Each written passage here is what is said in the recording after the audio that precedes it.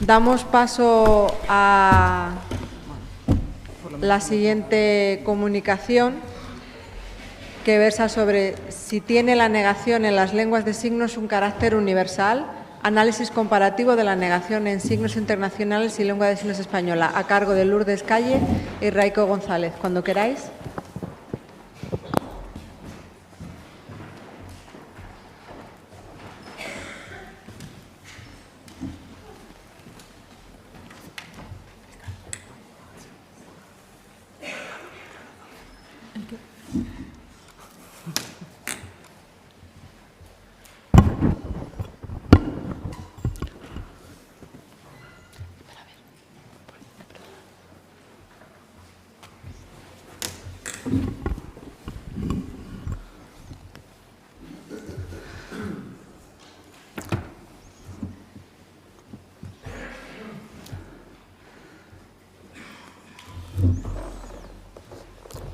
Buenos días, me pongo aquí.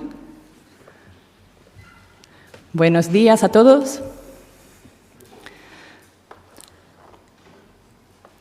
En primer lugar, queremos agradecer al CNELSE, al Comité Científico, por seleccionar nuestra ponencia. Yo voy a empezar signando y Lourdes va a empezar interpretándome a lengua oral y luego nos cambiaremos en mitad de la ponencia. En esta comunicación vamos a hablar sobre la negación y sobre su universalidad. Y luego haremos una comparativa entre signos internacionales y LSE, viendo cómo se construye la negación en ambos casos.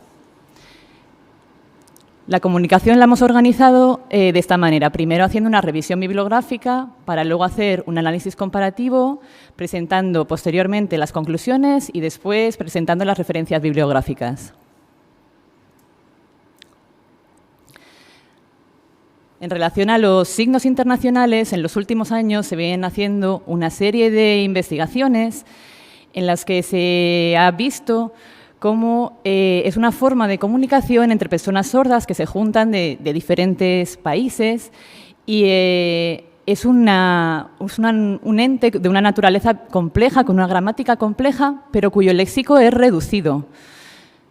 Es un léxico limitado, comparado con una lengua de signos natural o nativa. También en las investigaciones se viene viendo la naturaleza de los signos internacionales y qué es exactamente, si se puede considerar una lengua de contacto como un pidgin, un koiné o una lengua criolla. Pero algunos investigadores vienen concluyendo que no cumple al 100% las características de ninguna de estas categorías de lenguas de contacto. Entonces, finalmente, para definir lo que son los signos internacionales, falta más investigación para concluir exactamente qué es. Algunos investigadores lo han definido como una forma flexible de comunicación, en la que ambas personas se adaptan y en la que las lenguas nativas, las lenguas de signos nativas de ambos usuarios o de los usuarios implicados en la comunicación influyen de una manera importante en cómo se construyen estos signos internacionales. Tanto el léxico como la gramática de las lenguas de signo nativa de los usuarios. Hay una autora, una investigadora llamada Cesham, que investigó 38 lenguas de signos de todo el mundo para ver características que tenían en común y diferencias. Y nosotros nos hemos centrado en el tema de la negación. De estas 38 lenguas de signos, esta autora identificó que hay unos rasgos que comparten todas, como por ejemplo la posibilidad del uso de componentes no manuales. Todas las lenguas de signos pueden negar usando componentes no manuales, como puede ser el giro de la cabeza.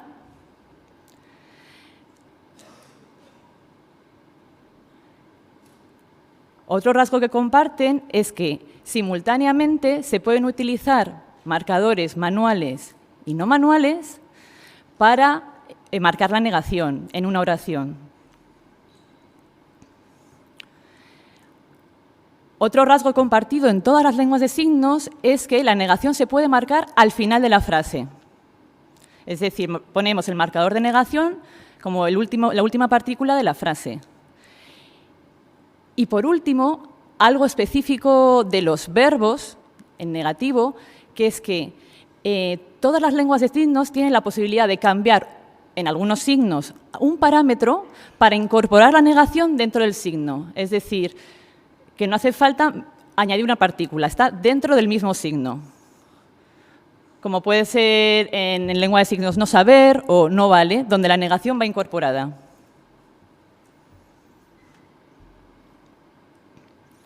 Pero también hay rasgos diferenciativos de cómo se construye la negación en diferentes lenguas de signos. De estas 38 lenguas de signos, hay 15, por ejemplo, en las que la partícula negativa no va al comienzo de la frase, no va al final de la frase, sino que va al comienzo. Esto ocurre en 15 lenguas de signos. Y de estas 38 lenguas de signos analizadas, hay 9 en las que la negación se puede marcar tanto al principio como al final, es decir, marcar una doble negación. Después de haber visto cómo las lenguas de signos nativas marcan la negación, vamos ahora a centrarnos en los signos internacionales. En este caso, hemos seleccionado y analizado un trabajo del año 95 de dos autores llamados Supala y Webb, en los que analizan los signos internacionales y hacen un análisis de caso, en el que en una conferencia dos ponentes, uno que su lengua nativa era la lengua de signos francesa y otro su lengua nativa era la lengua de signos británica, y tenían una audiencia sorda con diferentes perfiles lingüísticos. Estos dos ponentes, usando el internacional, ese es el estudio de caso que estos investigadores analizaron, cómo marcaban la negación.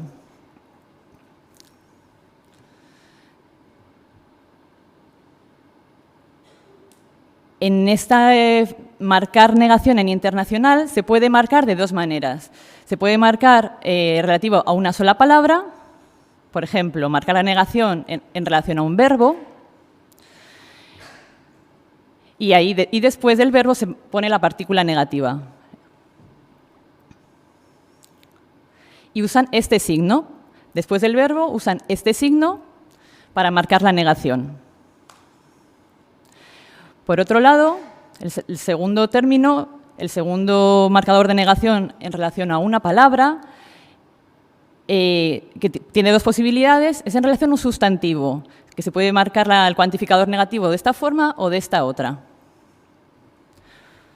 Más abajo tenemos los marcadores de negación relativos a una oración, y se puede marcar de diferentes maneras. Por un lado, se puede hacer un giro de cabeza a la vez que se signa la frase, y eso marca la negación en sí misma. O se puede signar una frase y al final introducir un giro de cabeza.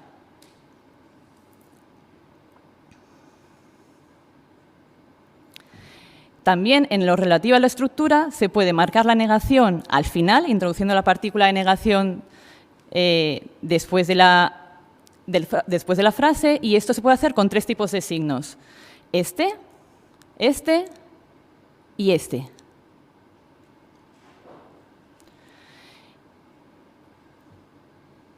Y también tenemos los signos para no poder, que se usan estos dos signos, este y este.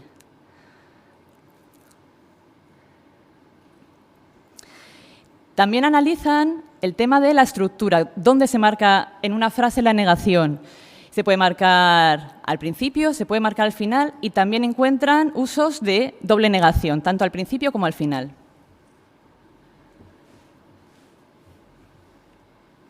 Ahora va a hablar sobre el S.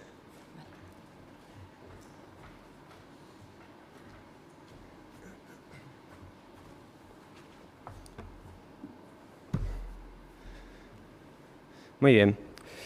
Bueno, ya Raiko ha explicado en el internacional cómo se realiza la negación, los diferentes tipos de signos, la estructura, los elementos o los componentes no manuales que se utilizan. Y ahora nos vamos a centrar en la lengua de signos española, para saber si estos tres elementos coinciden o no coinciden con lo que nosotros utilizamos en la lengua de signos española.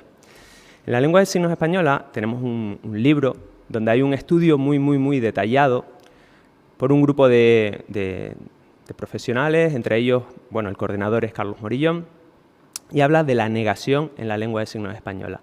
Nos dice que puede ser con componentes manuales, es decir, con signos, como este signo, el no, una gran variedad de signos, o también con componentes no manuales, con la expresión de la cara, los prosoponemas o la kinésica orofacial, la kinésica corporal, los movimientos del cuerpo, y sobre todo eso, el giro de la cabeza, que puede ser giro completo o medio giro. En este libro, Morillón dice que la negación puede ser simple o parcial, total o parcial, y divide en 4 tipos. ¿Vale? La primera de ellas es el signo internacional, el más difundido, el más utilizado, que es este, que hay muchas variantes. Esta. Hay muchísimas variantes descritas en el libro.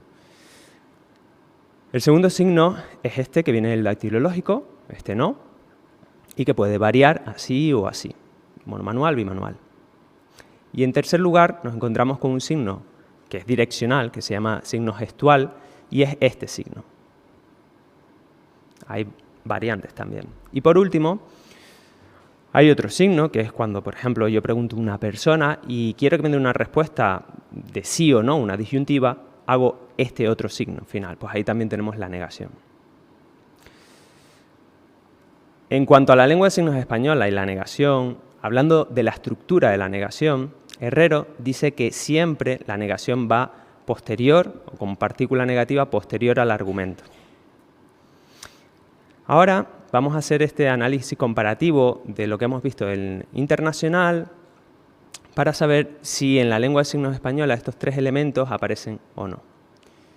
En primer lugar, vemos que el verbo a posterior, nos encontramos con este signo que hablábamos en internacional, el de las manos hacia arriba, pues en el libro de Morillón o en lengua de signos española esto no lo usamos para negar.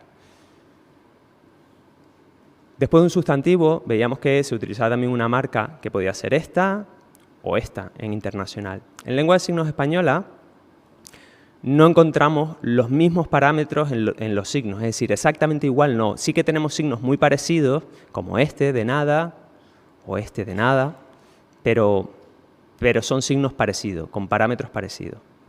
Perdón. En cuanto a los elementos o componentes no manuales, la cabeza, la negación, en el internacional se hace así y Morillón dice que se puede hacer de esta forma por completo o también con un giro parcial. ¿Vale?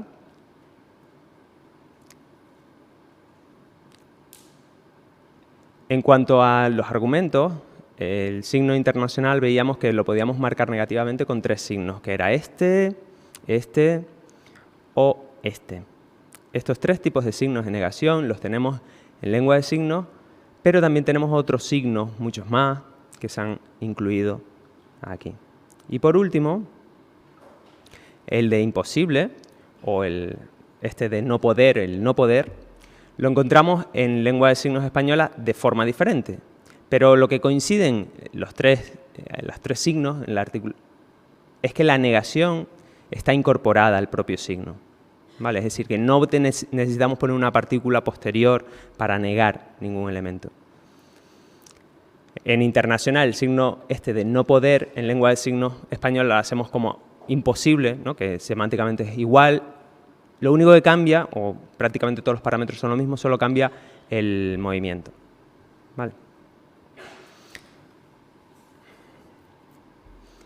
En cuanto a la estructura,